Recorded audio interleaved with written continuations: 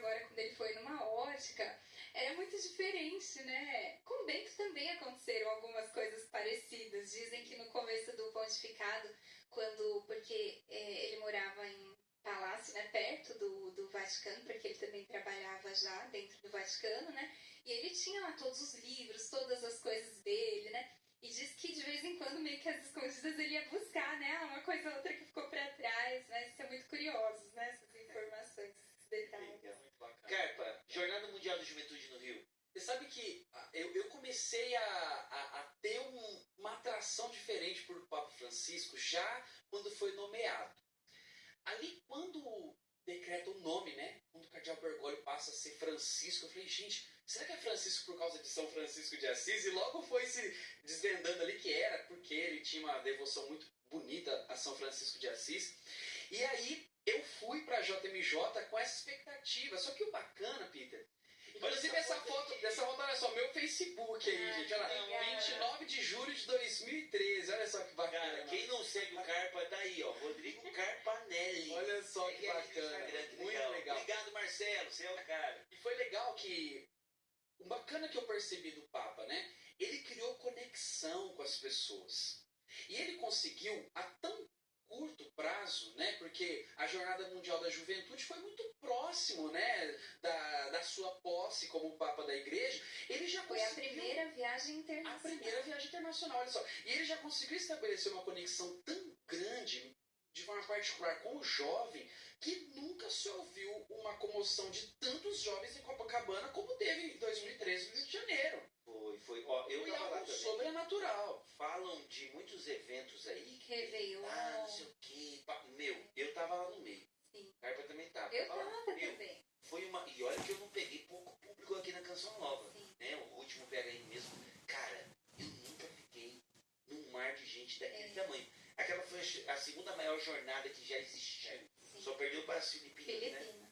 Eu não me lembro o número certo, mas foram milhões e milhões, né, foi de um pessoas. público ordenado. A gente, como jornalista ali, teve a curiosidade de perguntar, né, nas bancas de jornal, nos restaurantes, e eles falavam, olha, é um público diferente. Diferente. É um público assim, você não vê aquela sujeiraiada na rua, você não vê bebida, você não vê...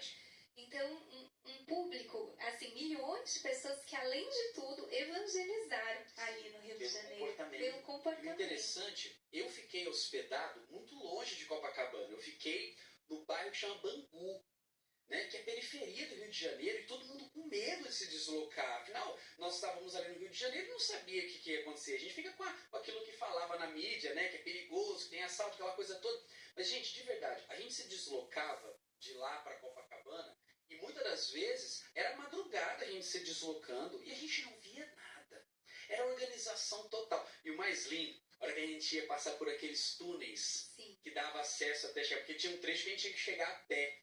E aquela multidão de jovens, né? Eu acho que tem até uma foto aí, Marcelo, se você conseguir colocar. E a gente passando ali no túnel e os jovens gritando, essa é a juventude do Papa.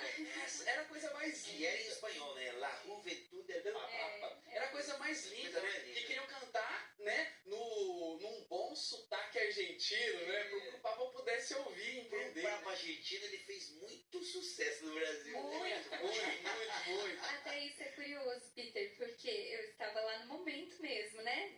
Da fumaça branca, depois, quando foi anunciado, né? Que o Danilo, seria... eu fico olhando você assim, cara, que emoção.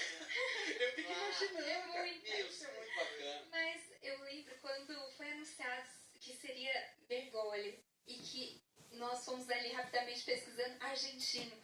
Aí as pessoas pertinho, tinha brasileiro perto de mim. Meu Deus, até na igreja a gente tá perdendo, não basta no futebol, né?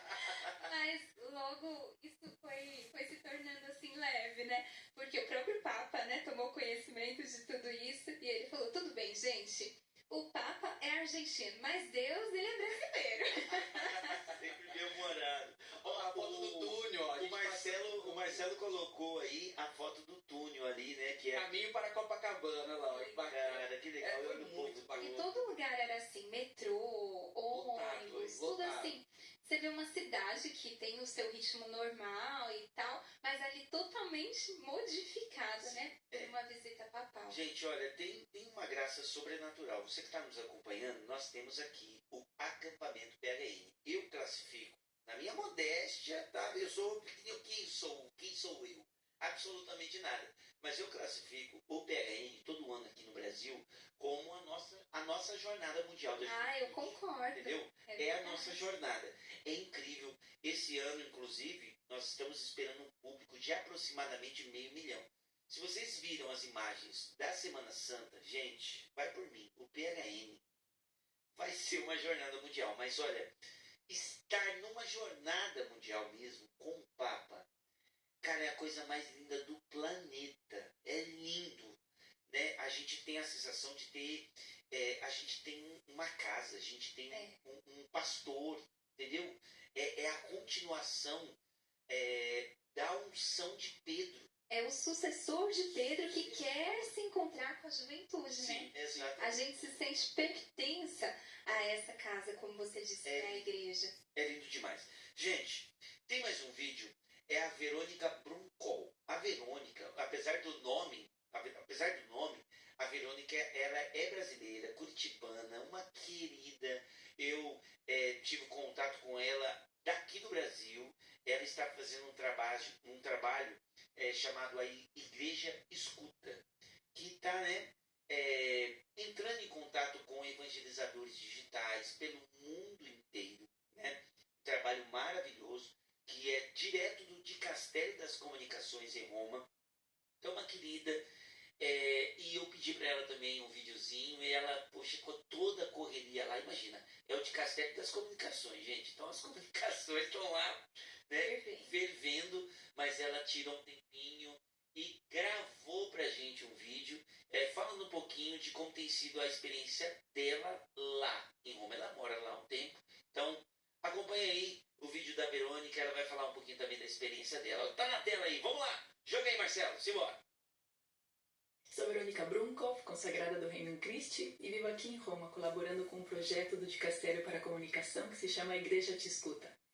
E bom, a forma como eu recebi a notícia da morte do Papa Francisco foi muito significativa para mim, porque naquela manhã eu tinha acabado de rezar o terço, e pela primeira vez eu usei um terço que eu tinha recebido dele de uma maneira providencial. Assim que, quando eu terminei a oração, chegou a notícia, como se Deus tivesse preparado o coração. E nessa mesma tarde eu fui para a Praça de São Pedro e foi impressionante ver jornalistas do mundo inteiro e muitos fiéis, alguns em silêncio, outros conversando, outros cantando, e olhando aquela janela que menos de 24 horas atrás o Papa estava ali, dando aquela bênção, e um Papa em saída, aquele Papa que foi ao encontro dos presos na quinta-feira, que saiu ao encontro dos fiéis para abençoar. Parece que ele não se poupou nada e foi essa imagem de uma igreja em saída até o último momento. E ele partiu no ano do jubileu que ele mesmo convocou, morreu como um verdadeiro peregrino de esperança numa segunda-feira de Páscoa, que fez um dia lindo. E bem nesse dia eu tive a graça de poder também fazer a peregrinação jubilar, passando pela Porta Santa e oferecendo tudo isso pelo Papa Francisco. E depois nos reunimos todos para rezar o terço. Por ele de noite. E hoje de manhã eu fui até a Capela de Santa Marta, onde o corpo dele estava ali sendo velado, e pude estar uma hora agradecendo, pedindo pelo futuro Papa, agradecendo pelo testemunho de amor que ele deixou, testemunho de esperança.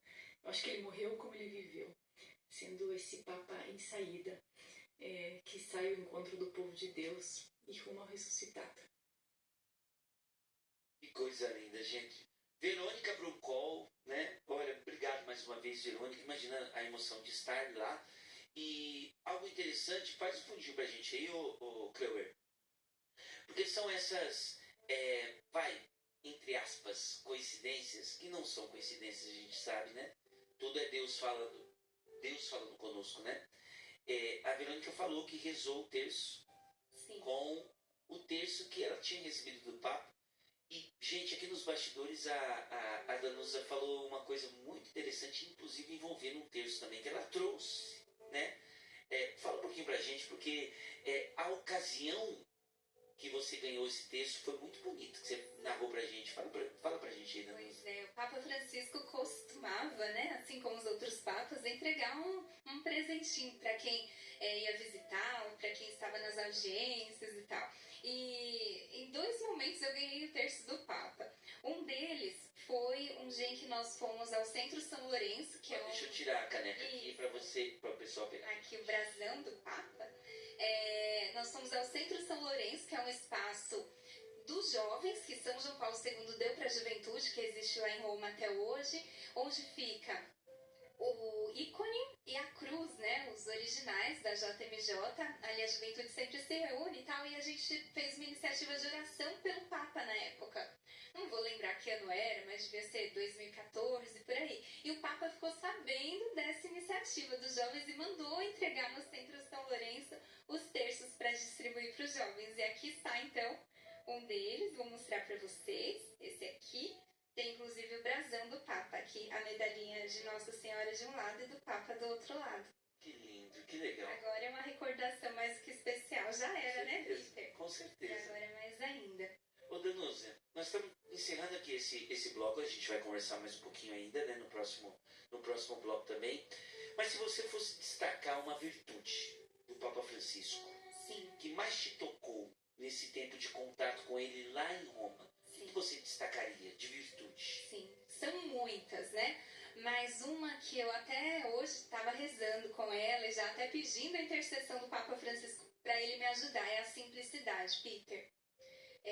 Pedindo já para ele de lá do céu, né, me ajudar a ser uma pessoa simples. Porque é uma virtude que chama a minha atenção, eu gosto, né, dessa característica. E o Papa Francisco era assim, foi assim, desde cardeal, desde antes, né? A gente que já leu um pouquinho sobre a vida dele, estudou um pouquinho sobre a vida dele, viu que ele sempre foi um homem simples, né? Ele andava de metrô, ele fazia a própria comida lá na Argentina. Depois em Roma continuou esse caminho, né? Não diminuindo o que os outros papas viveram, mas ele fez a escolha de ir para um local mais simples para viver, né? Ele foi para a Casa Santa Marta e não no Palácio Apostólico. Ele andava num carro popular. Tudo isso para pregar para nós a simplicidade. Então, eu destacaria essa característica dele. Ô Carpa, eu acho que você pode comentar também isso, trazendo essa da simplicidade do Papa Francisco. Eu pensava assim, gostaria que você comentasse também para a gente sair para o intervalo, Carpa.